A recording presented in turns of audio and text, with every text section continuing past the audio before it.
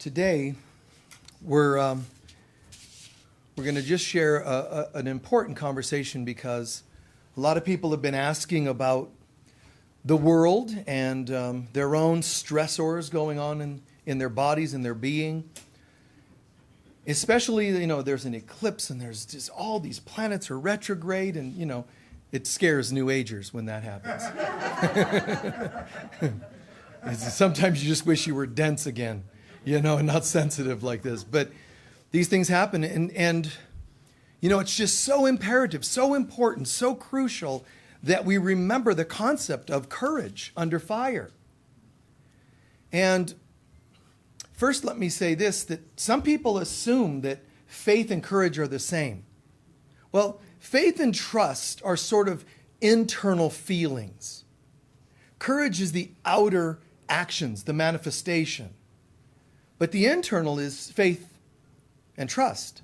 And honestly, when people think about nurturing courage, without realizing, first you have to have inside trust and faith. This is really, really important because some people think about nurturing on the outside courage. They even pray for courage. Well, why are you praying for courage? If you don't have faith, how are you going to have courage? Believe it or not, trying to have courage can actually add to your stress level if you don't have faith behind the courage. So you've got to have the internal, the center. And then you don't even have to work on having courage because there's so much connection, so much faith. And I've done talks on faith and on trust. You can check those out, whether it's the DVD sets or whether it's free things on YouTube. Check those out to go hand in hand with this. Because one side of the coin, faith and trust. The other side of the coin, courage. And it's very easy to have any of these shaken. Don't think that just because you're working on faith or trust, don't think if you're working on courage that you're not going to have shaky moments. For some reason, people into spirituality, especially kind of new age concepts, they get a little bit idealistic. So they might, a little extra herb of this and vitamin of that, they just think courage is there now from now on. One affirmation, one decree, there it is. Now I don't need anything else, I have courage. To claim something to yourself, to call it in. People go, I've called it in, now I'm good to go. Or I'm going to get somebody like Michael, he'll call it in, he's good prayer and strength, spiritually strong. No. You can call it in, I can call it in, we can all call it in. You're still going to get tested to see if it landed. That's how this works. You call in the new to yourself, you call it in, and the universe, says, how you doing? Oh, guess what? I called a new ratio of courage in. The universe is like, oh, beloved, that is so beautiful. Starting tomorrow, we'll have everything lined up to help you test that, to make sure it's for real. And humans immediately, oh God, why? And God's like, what? You claimed it. All we're doing is helping you anchor it as a permanent reality. How do you think it becomes a permanent reality? You can't even take a vitamin that has a permanent effect if you don't assimilate the nutrients from it, right? So you have to, that's all the universe is saying. Great, you're telling us you ingested something new today. Beautiful. Let's test it to see if you can integrate it. And this is easily said, don't get me wrong, it's easily said. Guys, just have more courage. Have more faith. I know. Jesus, Mother Mary, you, me, all of us go through the same tests. You call something in, especially consciousness. Remember I did a talk, be careful what you ask for. If you start calling in like, I am the Holy Christ on earth, I am one with the I am present, it's like, just shh, back it off.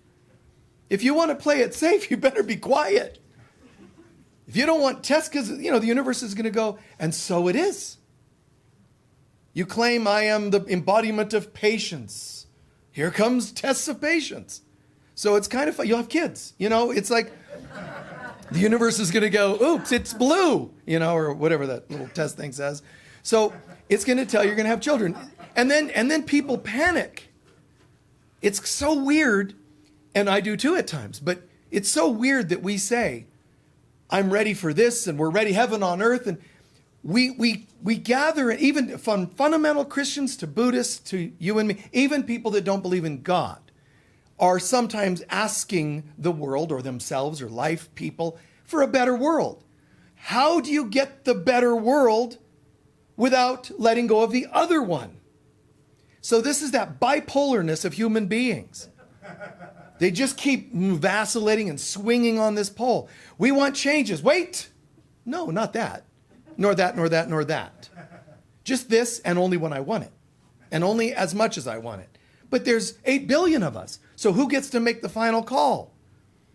It's a learning curve, grading curve. So everybody that doesn't want it has just as much a voice as those who do want it. And we wonder why it just, stays like it's in the mud, just in a rut, not happening. Some of us are saying, why isn't it happening? Now enough of us apparently are saying, we're ready. Let's speed it up. Plague, election year, and all this other stuff. And I mean, my attitude is pretty neutral most of the time about it.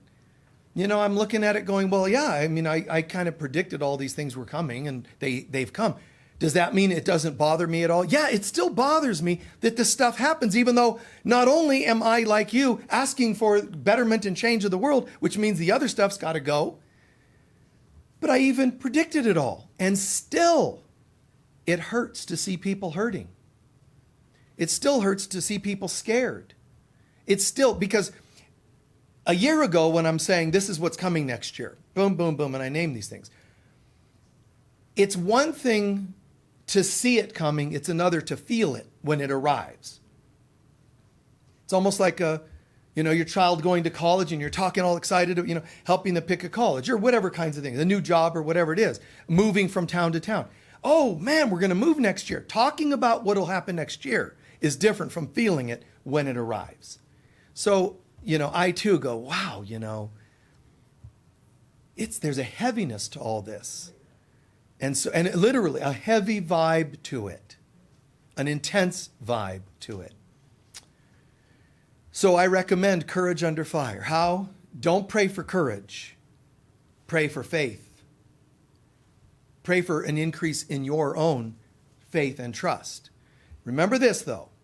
Faith is not crossing your fingers and saying, I hope this works out. Faith, if you want it in the highest sense, and I can't go into the whole talk, that, like I said, you can go watch videos on that, but faith in the greatest sense is not hope it works out. If you really understand faith, it means, I get it. I went from no faith to having crossed my fingers faith to having, oh my God, the light bulb went off and I get it now. Real faith. You know what real faith is? The game is rigged. It's a knowing. It's a knowing. This is going to work out. I get it. This is going to be okay. Now, what does that mean? I don't just mean I'm going to have faith. The stores are going to stock up with more toilet paper this time if people have a greater pandemic issue and all, and people will have less fighting about toilet paper. That's still material. Faith means consciousness. The faith is that no matter what happens, I will be better at holding my center. Knowing the truth of God cannot be changed. And that is that I'm made in God's image and I'm okay. Not I'm going to be okay out here. It's I am okay. One is hoping and wishing and going to be okay. The other is it is I am. Why am I okay? Because I'm hoping? No. Because I'm learning to believe in the truth of God. What they call the good news of the Gospels. What is the good news? Well, the good news, and then people speculate and they'll quote from the scripture and Jesus and all that. No, the good news is that nothing can change outside of God's will. Okay, so we have to hope that God's will is a good one. It is only a good one. The ultimate God's will is that none of this is happening. This is a nightmare that we have done to ourselves. And as we practice love and forgiveness, the nightmare fades. All of us have known at least one anxious relationship in our lives, wherein we worked on letting grievances go, letting go of hatred, like shifting some issue with a person. And when we did, it's almost impossible that you didn't feel at least some amount of a palpable change, right? That's what the world is waiting for. For you to do what you did here and here and here in your life, these random miraculous moments, permanently and all the time. Doing it all the time is going to make it permanent. And that's how this is going to happen. I need to shift my grievance with everything. So if you say, I'm going to make some shifts inside, as long as a certain person wins the election. If that doesn't happen, I'm going to let myself be heard. I'm going to let all my anger out. You just don't get it. And all of us are tested, because as soon as you say, I'm going to be a more forgiving person, as long as I win, here it comes. Here it comes. You know who's going to win again? Or the other person's going to win, if that's what you're afraid of. You see, it's not going to go our way because it's not supposed to go our way. It's supposed to be surrendered to the way of God. Amen. And it is possible that even politicians can be sane once in a while. It is possible to think back to forefathers of America. God, the courage, guys. I mean, as soon as they signed a Declaration of Independence, they were wanted criminals. I mean, how are you doing? You're complaining about whatever, toilet paper at the grocery store, and these are people who signed their lives away to find a better life. They weren't hoping, crossing fingers. They absolutely insisted. They did what they knew was God's will. Even today, people are talking about, some forefathers owned slaves. Guys, that's exactly the way the world was run at the time. Some of these people fought to stop that, despite the way the world was run at the time. And I don't just mean somebody like Lincoln, God bless him, but even the forefathers of the country earlier on, the Revolutionary War. Thomas Jefferson wrote the Declaration, and he included bits about everyone's equal and made in God's image. He writes that. That was so not vogue. That was so not PC. Now understand, if you're going to be the one in the group who says we got to change things, and you go, I have an idea. Not only should we change things, let's leak it in here that everybody's equal so that we can start disbanding slavery. His own friends could have turned on him. So he writes this declaration and he sits back while they're reading it. And he knew this is God through the declaration, meaning as much as you can have God in that day. And it's still spiritual to this day. It's amazing. There's things in the Old Testament that don't hold up anymore by today's standards. Like stoning women if they, wear makeup. Like, that might be just a little archaic. So let's just say we got past that one with nobody noticing. No, bring back the stoning, No, it's a good thing that nobody brings that up. Let it go.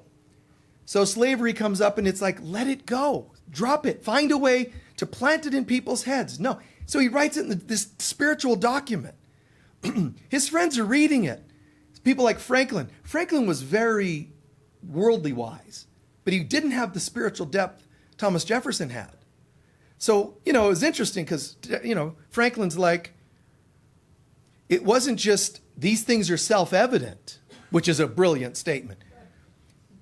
Jefferson said these words are sacred. And the will of God is sacred. And, Franklin might, it sounds too spiritual. It's like something you would hear in a church. And Jefferson's like, yeah, baby. But, he has to, do you think so? He has to act like he doesn't know that. So he allows them to make alterations, and he feigned or kind of pretended to be, change a word. No problem, I'm not attached to the words. But he knew, I am downloading something sacred. And it's reflecting more God in human consciousness. Just so beautiful. But it took courage. Some of us can't even, say boo to ourselves because of what might happen, let alone saying something to the world about betterment. And I'm not like secretly talking about defending like rioting and all that. That's crazy stuff. I'm talking about really just whether that was happening or not. I'm still talking about how we have to be true to ourselves. And that takes courage, which takes faith. So there's a couple of different means or outlets or incoming of something we call courage. How do we get courage? What are the means? I can get it from God, self, or others. What does it look like when I get courage from others? When people are being supportive. You can do it. Martin Luther, he's doing Martin Luther King, he's doing his talk, and I have a dream, but he was all anxious. He was giving this a few times, but one time in D.C., Washington, D.C. And he's all nervous and anxious, so he's trying to remember because he wrote it, he memorized it, and he's doing it like a speech, which is what most pastors and ministers do. So he's reciting his speech. But he was so nervous, he's just doing it in all measured kind of, you see what I'm saying? Speechish. And then a woman from the audience goes, tell him about the dream, Martin. And it just went, something, and then it happened. The tumblers all locked up, popped the lock. It's like, boom. And when he does that, he starts channeling. Just like Jefferson, he starts channeling. And you can feel it. You get chills when you hear that. It's so much God for those people in that moment. Just as much God as you could bring through. And that somebody gave him permission. Go for it.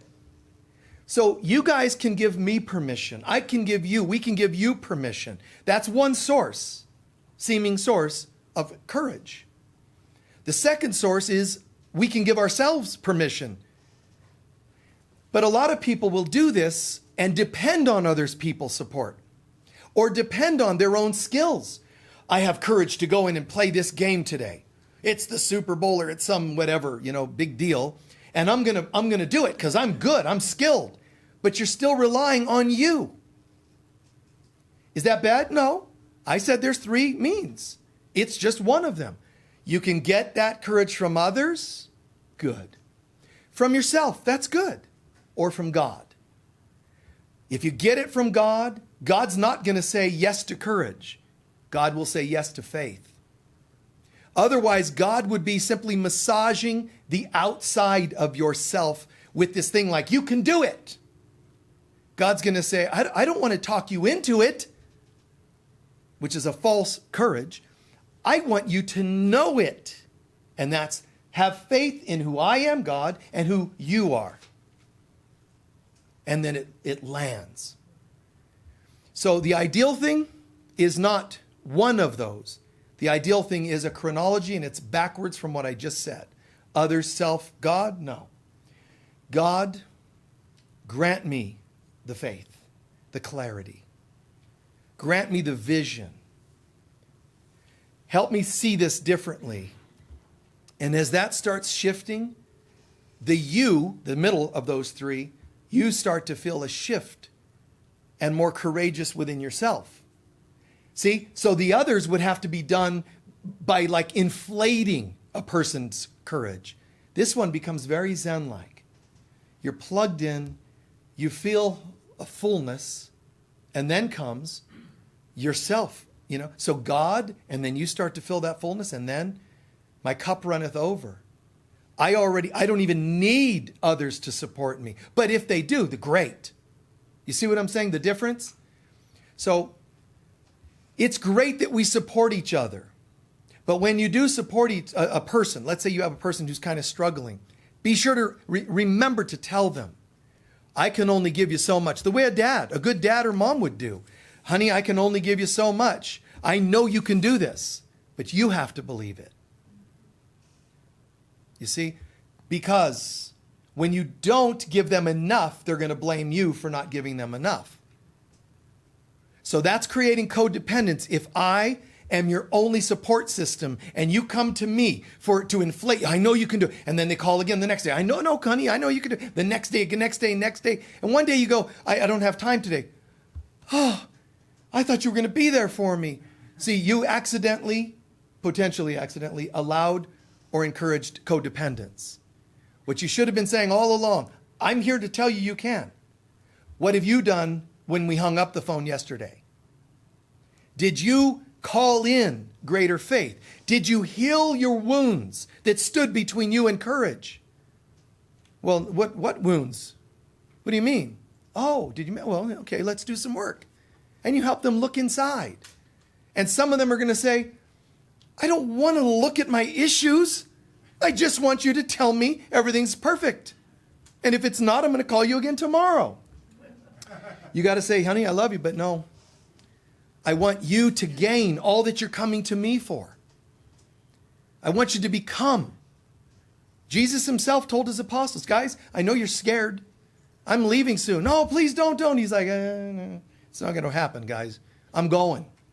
But the reason I'm going is you can gain the consciousness I have bestowed to you, that I have demonstrated to you. I'm not leaving you, honey. I'm not abandoning you, say, to child or partner. I'm actually encouraging you to become whatever you think you're coming to me for. It's a very beautiful healing process. So keep this in mind. And, a lot of times people will go right to the go-to Bible stories. I'll share just a few briefly, but that's because people sort of expect that when you have a service like this. I want to make it clear, the Bible, matriarchs and patriarchs, there's a lot of stories of greatness, courage, faith, lots of them. Abraham, Sarah, on and on and on. I mean, dozens and dozens. But there's also people like you and me.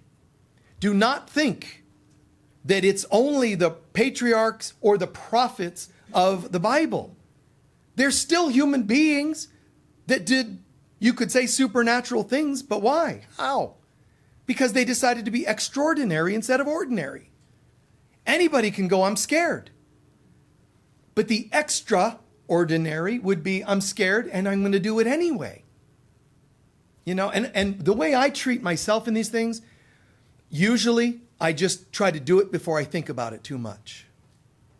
I'm just going to go. And I'm going to risk something. When you get pushed by somebody to do something, if it's a salesperson, you better buy this. Someone else was looking at this just yesterday. This house will be gone. And they see you getting anxious. They love that. When humans are off center, you can sell them something. I mean, that's what everything advertising is about. Look at the magazines at the newsstands. I don't even know if they have those anymore, but let's assume they do. Checkout stands and all that. Magazines. Look at those things.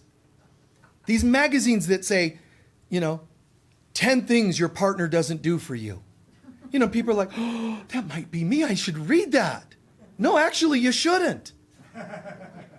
Because if there is something they're not doing, you should already know what it is. And you should already be discussing it. Instead, you're going to read them. Oh, check. Oh, that's one I hadn't even thought of. Check. Honey, we're going to talk. And you break that magazine out at the dinner table. Everybody's getting ulcerations, over this. I just don't buy that. So how do we handle this differently? You're going to have doubts and fears. But just saying, today I'm choosing to be extraordinary, which I call mastery. Humans are just humans. You can expect, just silly, dense decision-making, off-center and all that. But humans that decide to get on the path, truly, deeply on the path, I call them masters. I don't mean somebody that's perfect or ascending yet. Someone that just simply plugged in. You start living a concept of mastery. It means I'm showing up, and I'll still make mistakes, but I'm going to show up. Most human beings would not be able to make it through the first test of many that Moses went through. First of all, as if I heard God say to me, I want you to go to the modern day version of Egypt and, tell the leader we won't be needing you anymore.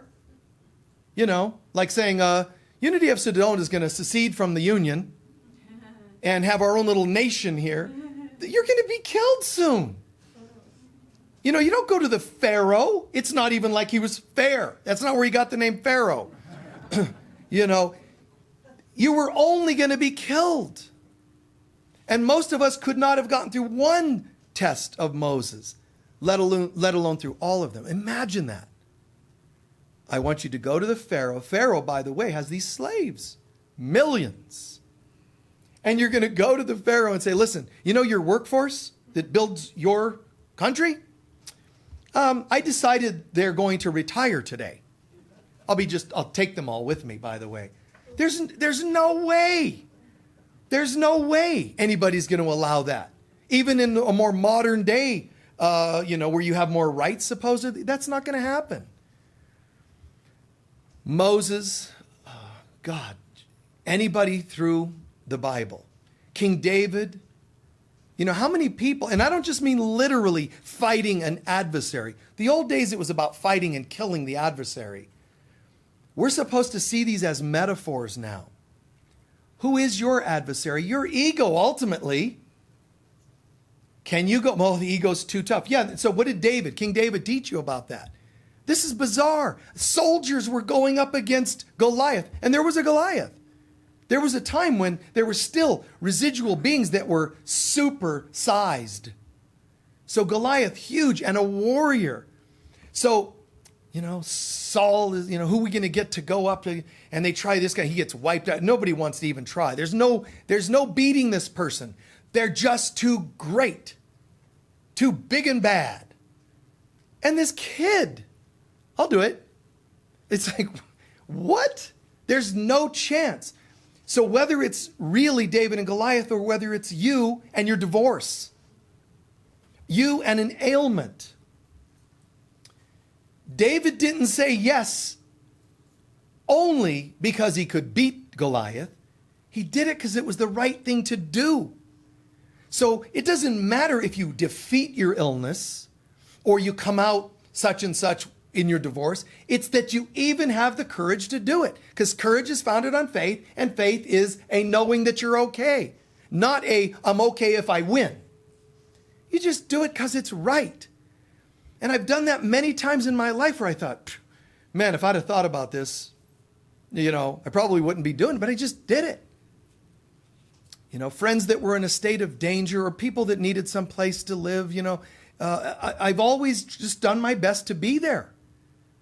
So we assume that the praise and the courageous, the badges of courage go to patriarchs and matriarchs and big name individuals in the Bible. What about today? We think it just goes to these people that, are living on in myth.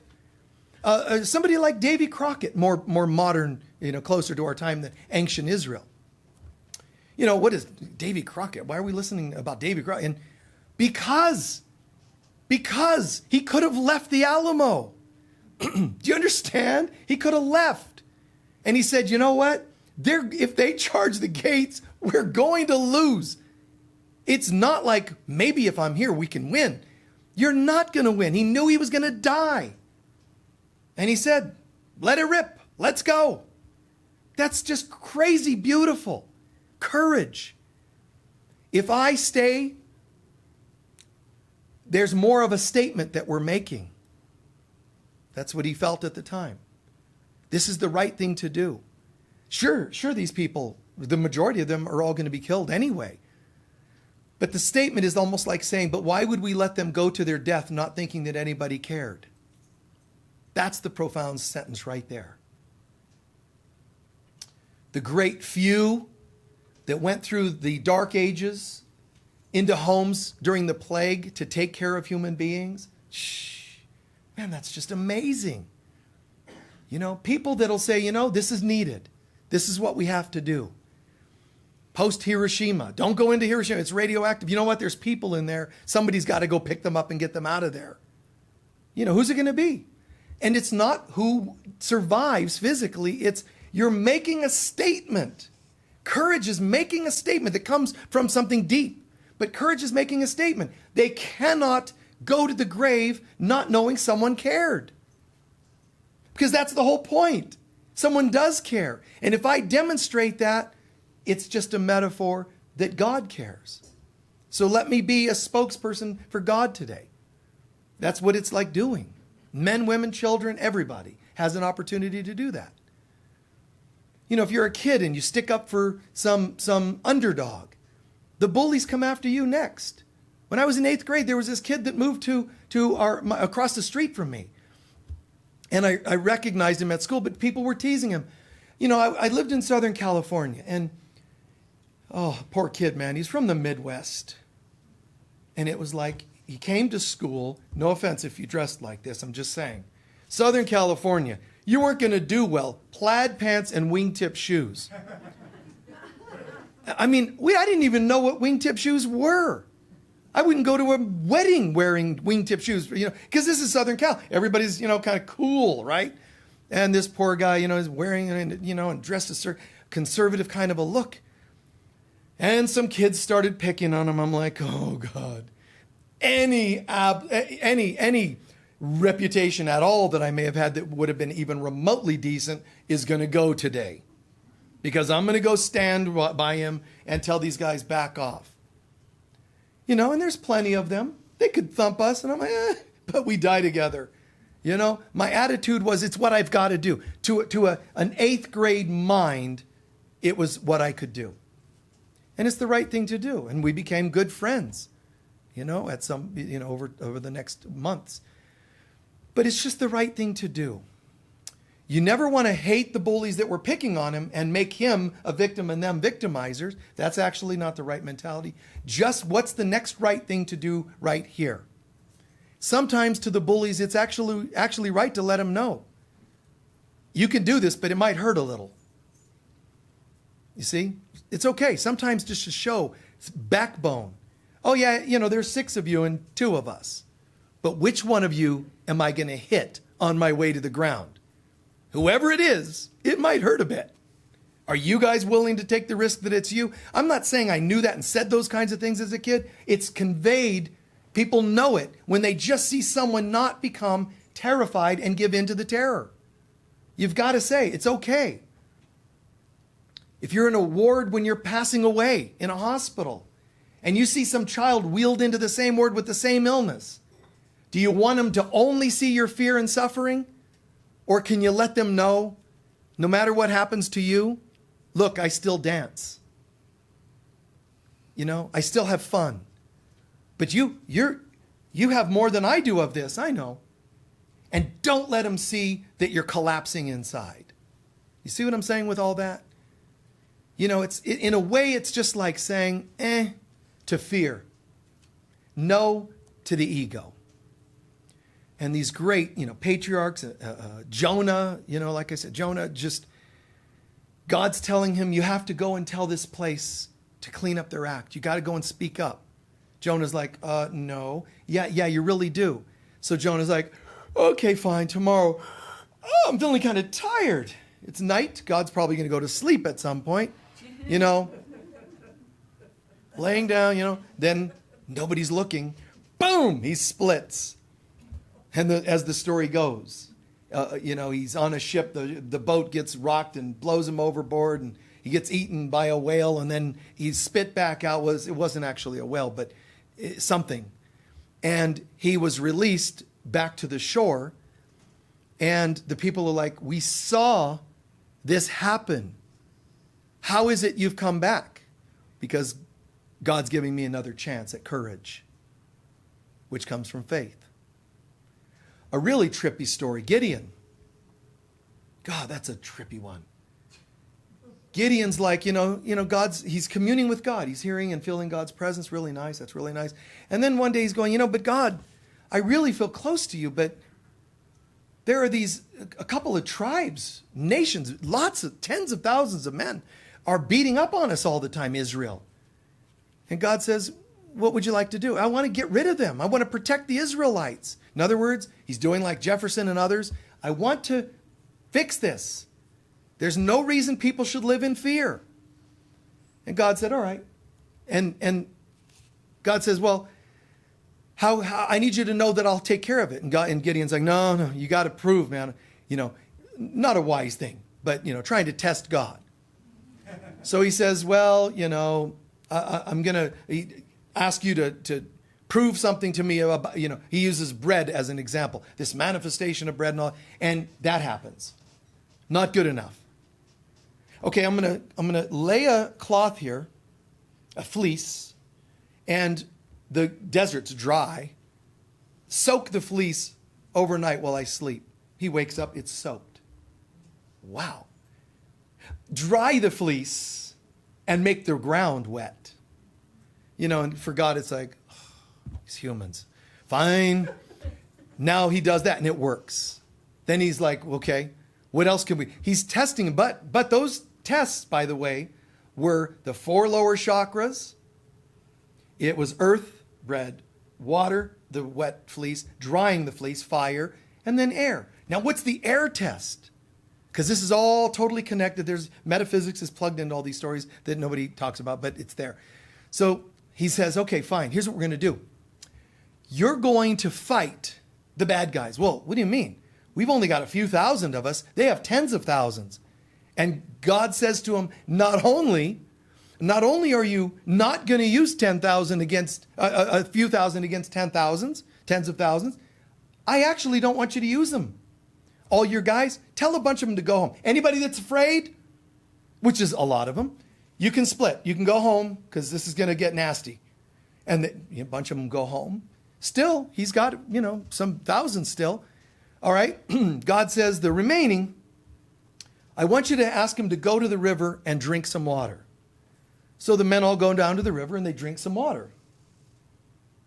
And then God says, now they drank one of 2 ways. Some got on their hands and knees and put their face in the water and slurped like animals. Send them home. I want you to get the ones that scooped the water up and brought it up to themselves and drank. This was the heart center.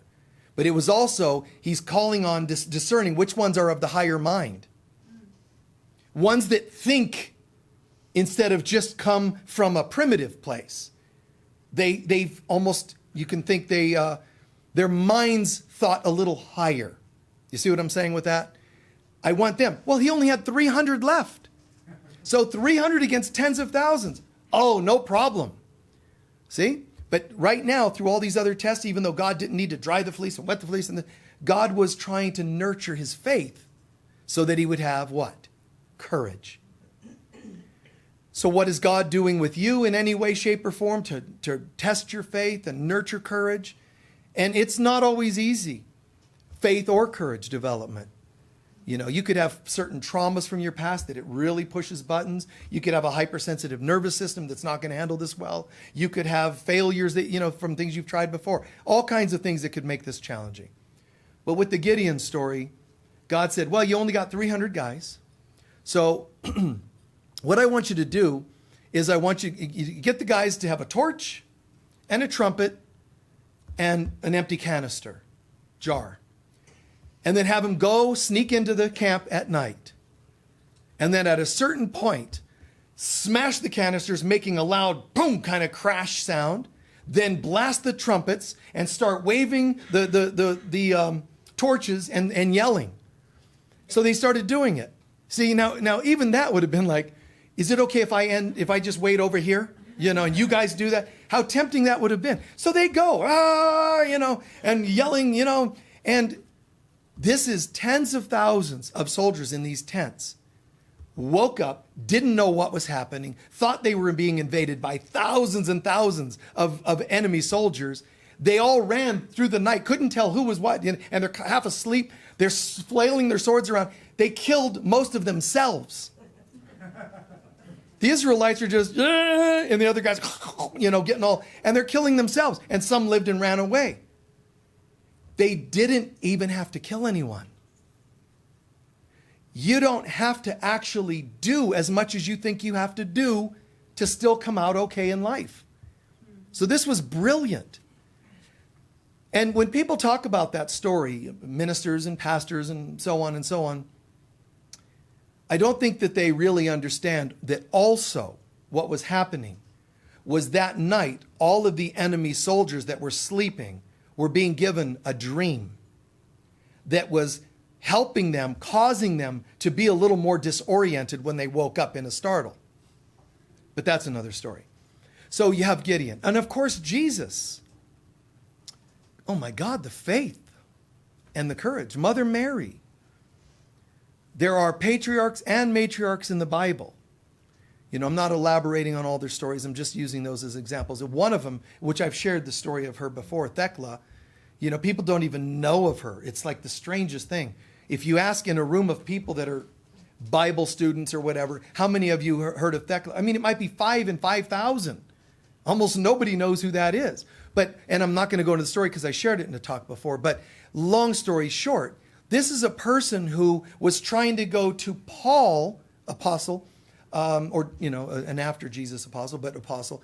She wants to go to Paul to be given kind of her validity. She wanted to be validated. It's called baptized. But she wanted to be validated, given courage from someone on the outside. Where did I say it's supposed to come from? God and self, and then maybe from others. But she went to Paul for this. And Paul was being a bit chauvinistic. And he wouldn't give her validity. He wouldn't baptize her. So instead, he allowed her because she was starting to get rambunctious and she was starting to get asserting herself, this woman in that time. And she was asserting herself. So she was making a bit of a scene, which to them was called sinful. So at one point they throw her in a coliseum to be eaten by a lion. And a lion does attack her, but a female lion steps between the male lion and her and protects her. And people are like, whoa, that's weird. But so they let her go. She ends up arrested a second time. This time they put her on a pole to burn her to death. The pile of wood, they light it up, fire starts raging, and then an unexpected and bizarre storm comes and puts out the fire. Wow, this woman's a little weird. Maybe she's a witch. We better back off and not mess with her anymore. They release her again. And there's a point where she ends up arrested again. But why is she going through this? Because she's still relying on someone else to give her power. She's still waiting for Paul to acknowledge her. So this time she ends up arrested. You think Paul would have done something to help her, but no. So, so they take her and they put her in a pool in the Colosseum. They could create waters and, things like that in the bottom of the Colosseum, floor. So they create the water and they put sharks in it. And they throw her in the water. So this time, it's just bizarre. Unexpected lightning comes from the heavens, hits the shark and kills it. But to me, what's important is that at that point, I just can picture Thekla starts doing the backstroke and just kind of, I don't need you, Paul, never mind. It was my bad, thinking to put her power in someone else.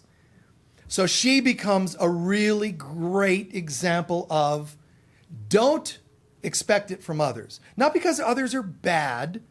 Others are just others. They're humans. And they're messed up. And they're going to remain messed up unless they see greater and greater examples of extraordinary. So, people were converted. It happened many times. And even in the Old Testament, people thrown to the lions. Daniel and others going through tremendous tests and showing no fear. It doesn't mean that we're not human. You're going to have your human, oh my gosh, what if? Gideon had it, others had it. But it's what you do with it. So Jesus is there in the Garden of Gethsemane, and he's saying, I'm afraid. In his prayer, I'm afraid. Meaning there's a voice in every one of us that can strike fear. But the answer is, what do you do about it?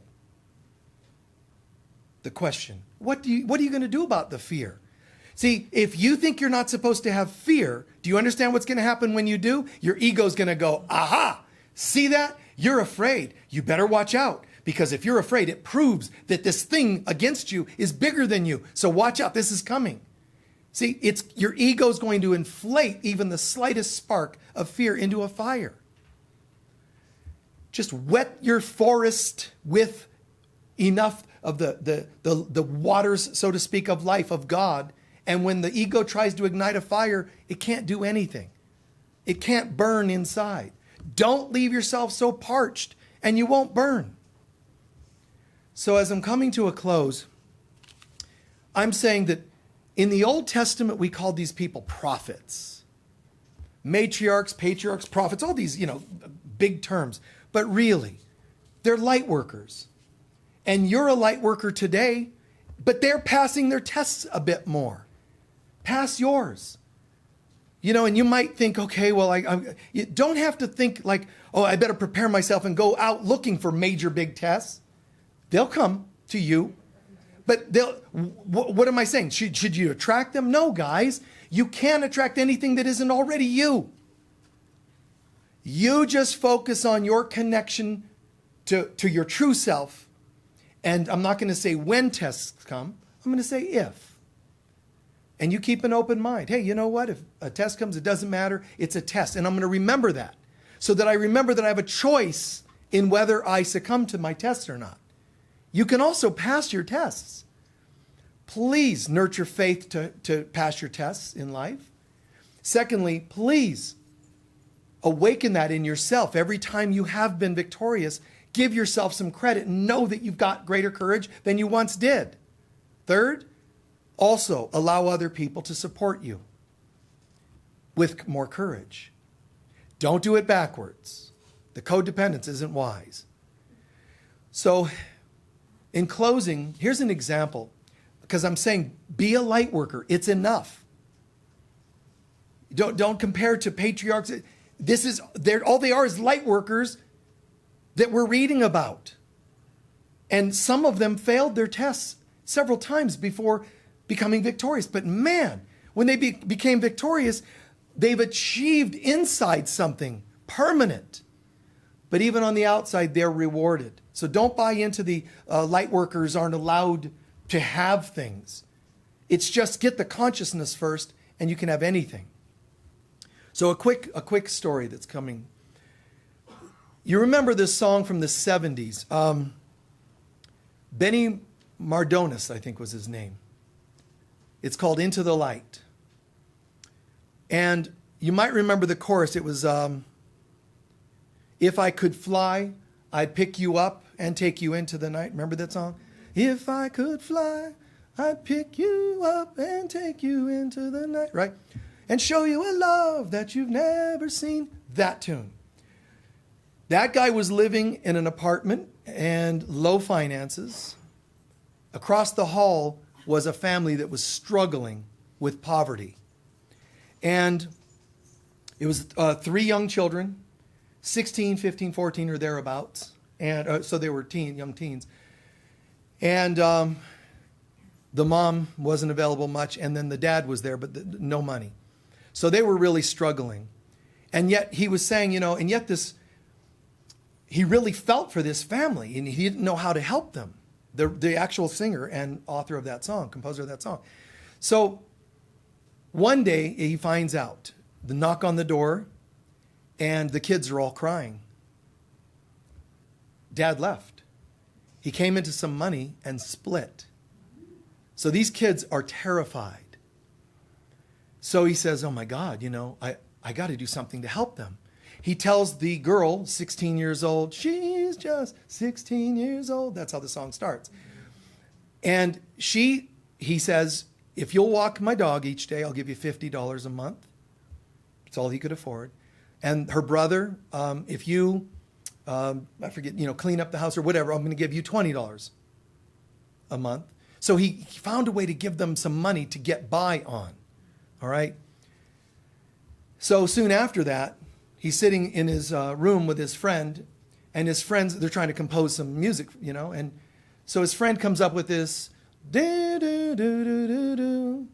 Knock on the door. And it's the girl, 16-year-old. She comes in. She says, I'm here to walk the dog. And she takes him. And the guy's going, God, she's cute. And he says, oh, my God. Play the notes again. Da, da, da, da. And he goes, okay, play it again.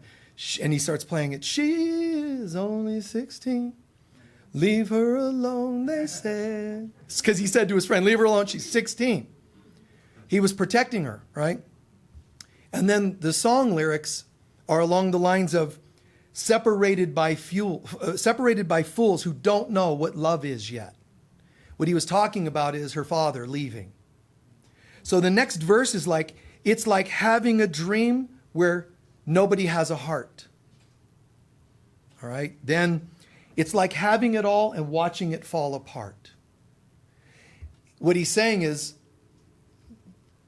they had this dream that life was, and Dad would say, when money comes, guys, I'm going to get us out of here. And instead he split. So this guy's writing a song about just the terrible condition of this family and the dad doing what he did. And if I could fly, I'd pick you up and take you into the night, show you a love like you've never seen.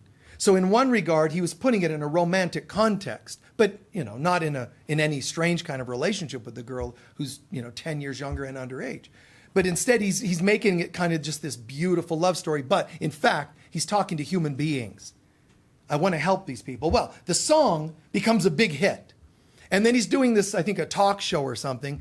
And the guy's going, so is that a real story? Yes, that's a neighbor. You're kidding. Can you bring her in? Yes. Brought her in the studio.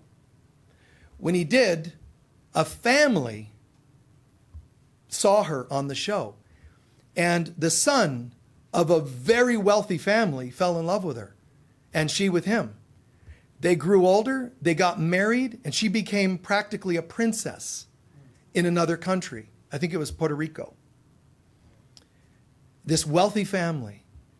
She then got her brother a job there. I mean, in other words, the whole life changed for these people because of not a prophet of Israel, a light worker.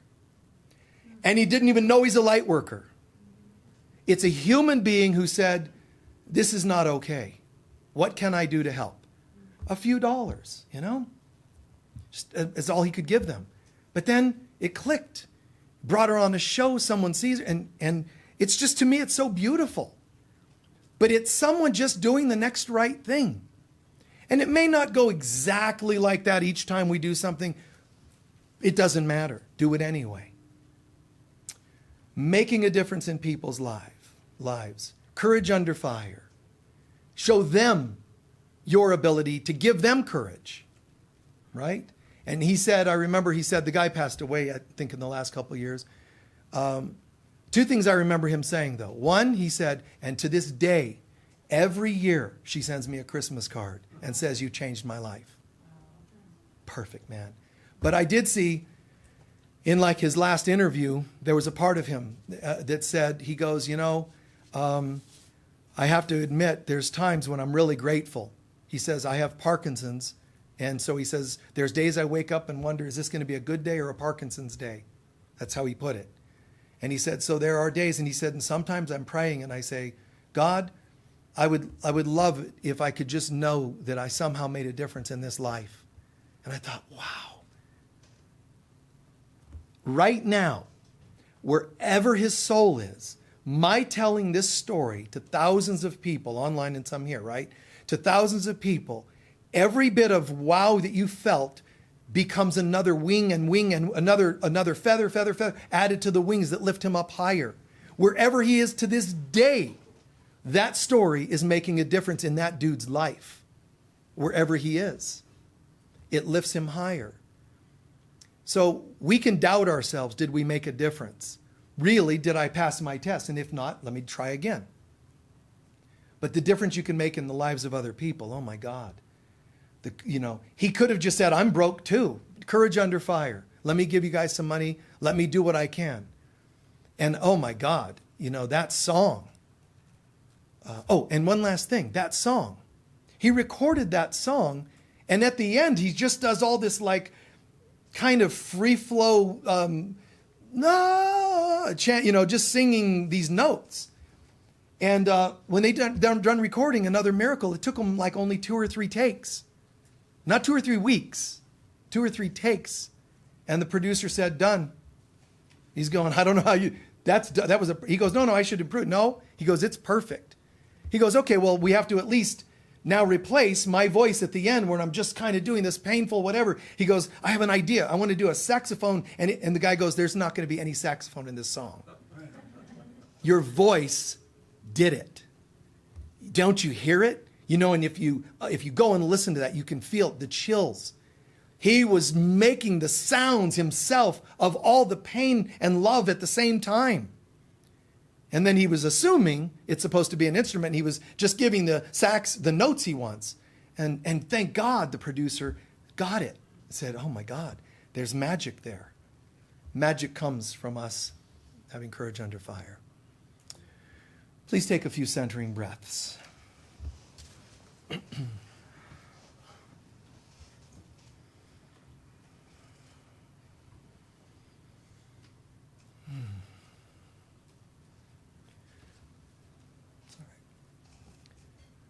Today, we're ending with a prayer. Not so much a visualization, but a prayer.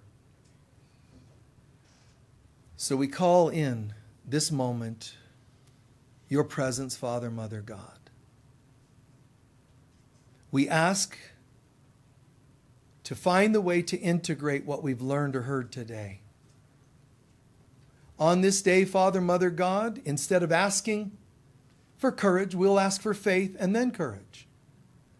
But we understand we first have to make room.